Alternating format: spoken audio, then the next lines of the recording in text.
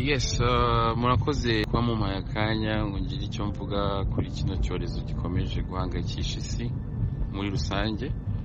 Ikibazo cya mbere cy'uko uko naba nyizi, coronavirus ni indwara nyine namenye ubwo yatangiraga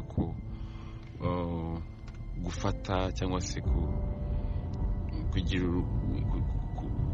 kwigaragaza mu Bushinwa, niho ndumva yatangiriye. So naho ngaho natangiye kuyumvira, naho ngaho kabisa narimenyeye coronavirus. Then uko yandura n'uko ifata twaje kubimenya nk'uko nyine byagiye bivugwa bisakazwa ahantu hose.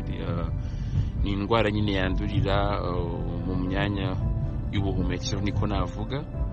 Yes, hama kuyirinda nyine nk'uko bisanzwe nyine tubyumva, ni indwara yirindwa hakoreshejwe uburyo bw'isuku nyine, gukaraba, kwirinda kujya ahantu hari abantu benshi, kwirinda kwikora mu maso,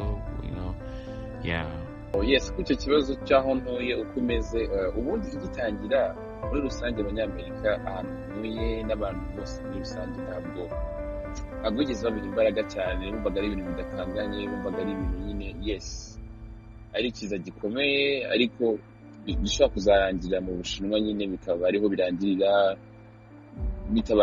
bidakwiragiye ahantu hose ngo bikomere nk'uko bimeze ubu ngubu. So rero ubu ngubu rero nyine abantu urabona ko abantu bagize ubwoba kuva aho tumaze kugira abantu bapfuye bishwe nayo hano muri Amerika. Urabona yuko abantu bagize ubwoba cyane. Mu masito ibintu byashize muri sito, nta kintu wabona.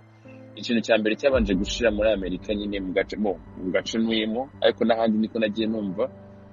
Njye ntuye Houston, Texas, muri state ya Texas, umujyi wa Houston.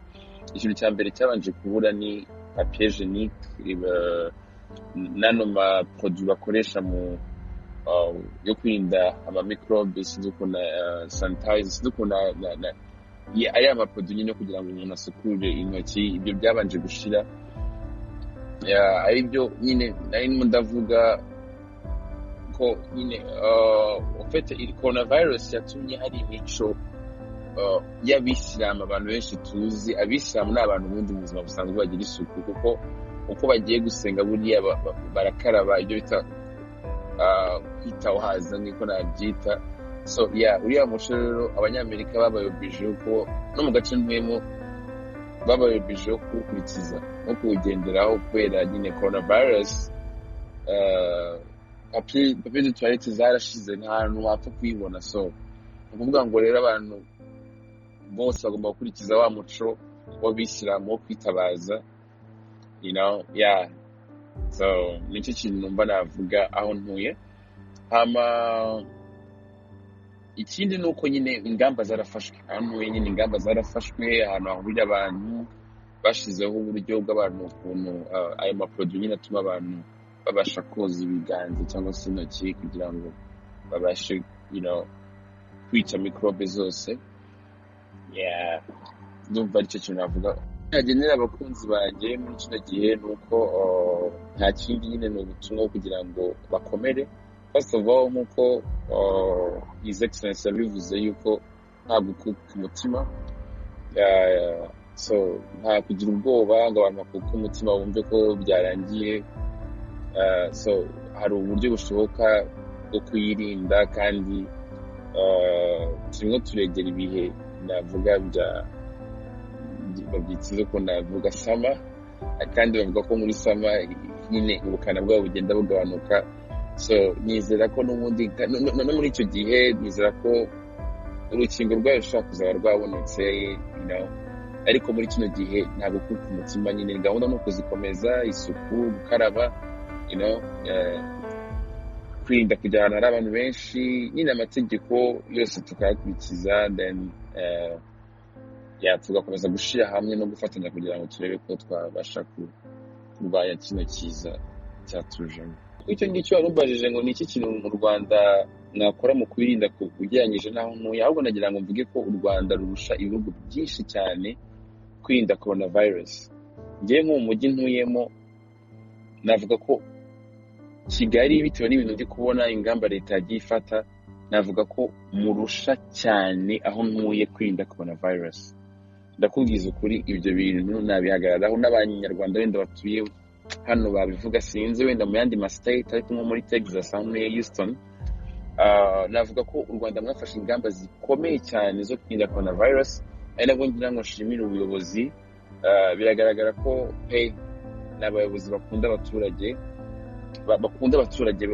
n'abayobozi bakorera abaturage babo kandi bakunda abaturage, kuko nkaho ntuye usibye ingamba leta yafashe yo guhagarika indege cyangwa se abagenzi bavuye muri Europe, ariko mu bundi buzima busanzwe nta kindi kintu gikomeye bavuga ngo kigeze gikorwa, kubera ko ahantu hahurira abantu ikintu gihari, hari ayo maprodo ashobora gutuma abantu bakaraba, ariko ntabwo ari itegeko.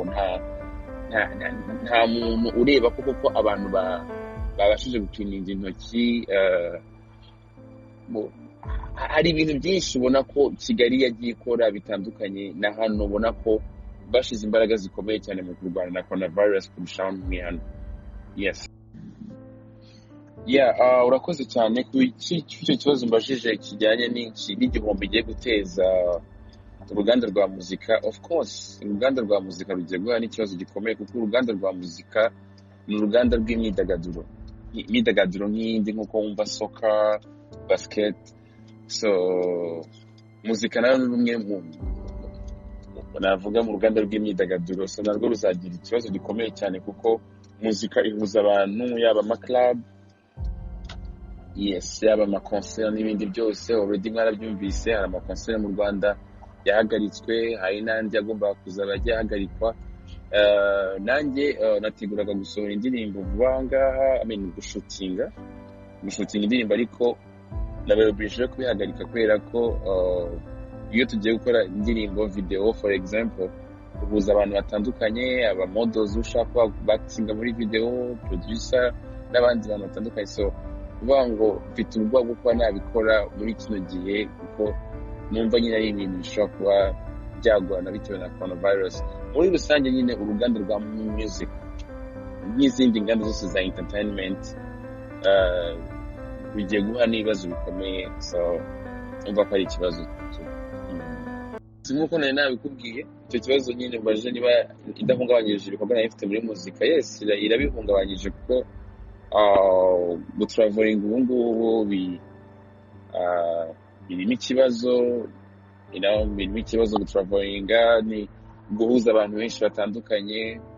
So ntabwo mbese urumva ko ubona hari ikibazo mu bantu, nyine urabona ko hari ikintu cy'ubwoba, kugeza igihe runaka nyine tutazi coronavirus izaba yagabanyije ubukana. Yes.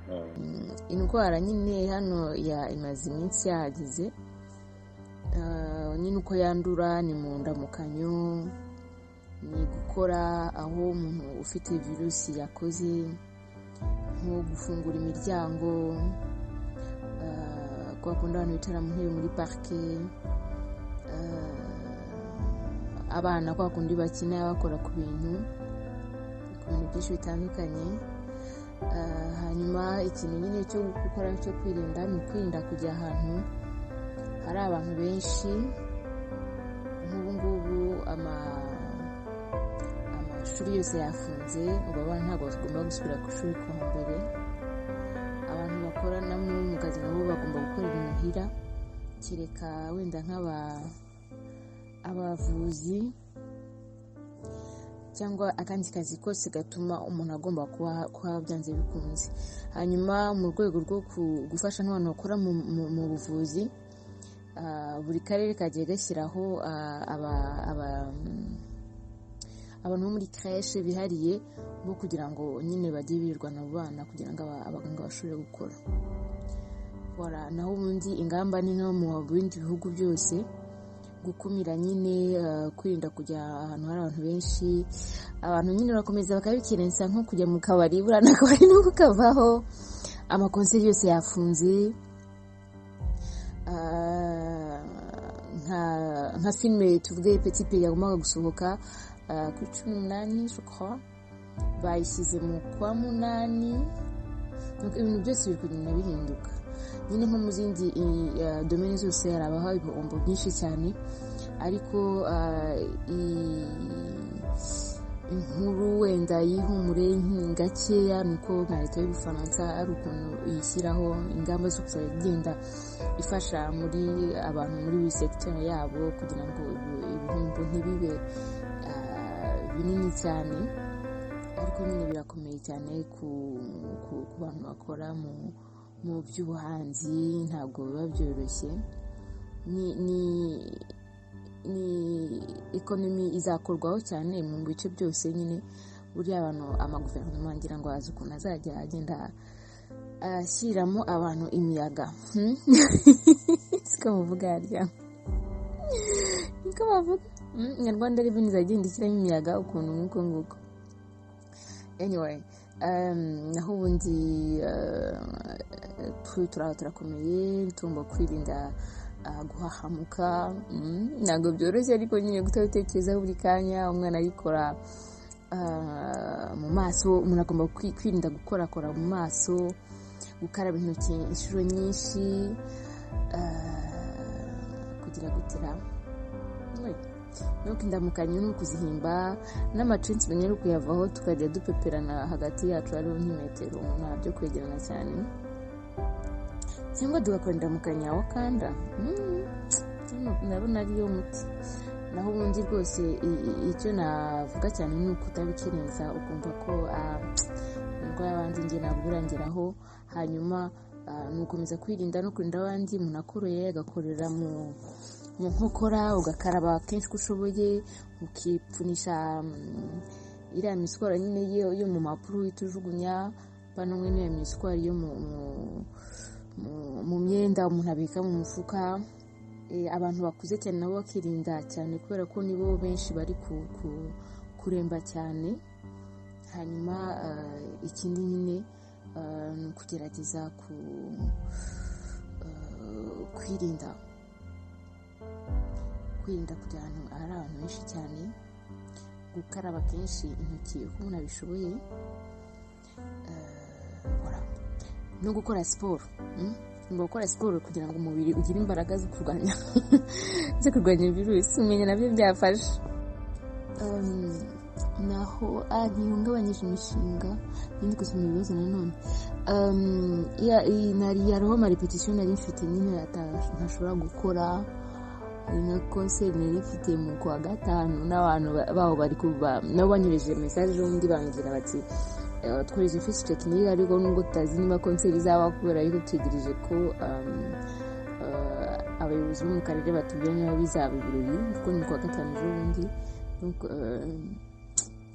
Ntabwo byoroshye, ariko hari ibibazo bindi bikomeye kurushaho.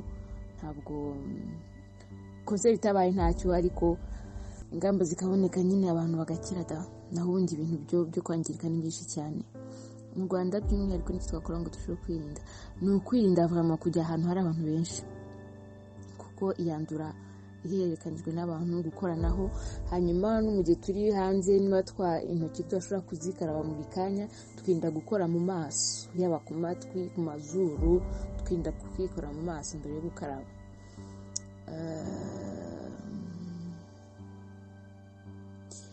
No gukurikiza ingamba leta iri kugenda igeza ku bantu uko bwije n'uko bukeye. Nabwo butumwa nyine nagenera abakunzi banjye muri ibi bihe, rwose bakajya baramukanyiriza kure by'amabizi no kubivaho, no guhoberana nguko. Mwaramutse. Ubuzima buhagaze neza muri rusange. Warumbajije kuri coronavirus. Coronavirus irahangayikishije cyane ko ubu ariyo igaruka mu biganiro bya buri munsi. Uko yandura, uko yakwirindwa, ibyo nanjye ngenda ndushaho kubisobanukirwa umunsi ku wundi mu byo nsoma cyangwa numva mu makuru. Warumbajije aho ntuye, so muri Sweden ntibirazamuka cyane, gusa hari gutekerezwa niba ibigo by'amashuri byafungwa mu rwego rwo kuyikumira, cyane ko ibihugu duturanye birimo za Denmark n'ahandi biri kugenda bifata iyi myanzuro, gusa ariko aho ntuye muri Suwede izi ngamba ntabwo zirafatwa. Iki cyumweru dusoza nari maze iminsi mu bitaramo hirya no hino mu mashuri mu bufatanye n'akarere ntuyemo ka Skåne. Abanyeshuri usanga iyi ndwara bayizi, n'ukoroye agakinga inkokora. So gukaraba intoki byo ubu twese tuzi ko ari ngombwa, gusa aho ntuye ubuzima burakomeje, abantu bari mu mirimo yabo. Ni igihugu n'ubusanzwe gikunze gukoresha amagare nka moyen de transport bitewe n'uburambuke bw'ubutaka. Ubu rero twese twagabanyije ingendo za buri munsi, za buri kanya mu mabisi. Igare riraza kuturinda ibintu byinshi. Ku ruhande rwanjye nta kirahungabana kugeza ubu, gusa birumvikana ko ntategura igitaramo gihuza umubare munini w'abantu aka kanya. Twese turahangayitse, ni ugutegereza nyine amakuru y'ihumure yamara abantu ubwoba. Warumbajije uko mbona mbese u Rwanda muri ibi bibazo. Ngewe ngendeye ku byo mbona ku makuru na social media, u Rwanda ruri kubyitwaramo neza. Ntacyo nakongeraho uretse kwibutsa abantu ko iki kibazo gikomeye, ingamba zose zafatwa bazikurikize, kuko abantu bari gupfa hirya no hino pe. Ngira ngo amakuru nabo barayakurikira baba babibona. Ubutumwa rero ntanga nta bundi ngewe ni ubutumwa bw'ihumure, ni ubutumwa buhumuriza abantu. Hari ukuntu ikibazo nk'iki iyo kije kandi noneho cyugarije isi yose kikaba kinini cyane muri media, ukaba watekereza ko hari isi irangiye. Ngewe ndahumuriza abantu, ni ikibazo kije gisanga ibindi byose cyangwa se n'ibindi byinshi twari dufite. Tuba turwana na za malariya za buri munsi, tuba turwana na Ebola nayo yaraje, ngira ngo ubu ngubu iracecetse. So abantu babifate ko ari ikibazo kije kizarangira, kandi niyo kitarangira ngira ngo tuziga uko tubana nacyo. So ntigihungabanya abantu ngo kibe cyaba intandaro yo guta n'imirimo barimo cyangwa n'imishinga bateganyaga, mbese ubuzima bukomeze. Hanyuma twirinde nk'uko tubibwirwa, abantu nyine bakomeze tuzagenda tumenya uko turwana nacyo. Ndumva atari cyo cya mbere twaba duhuye nacyo. So murakoze, ndabashimiye.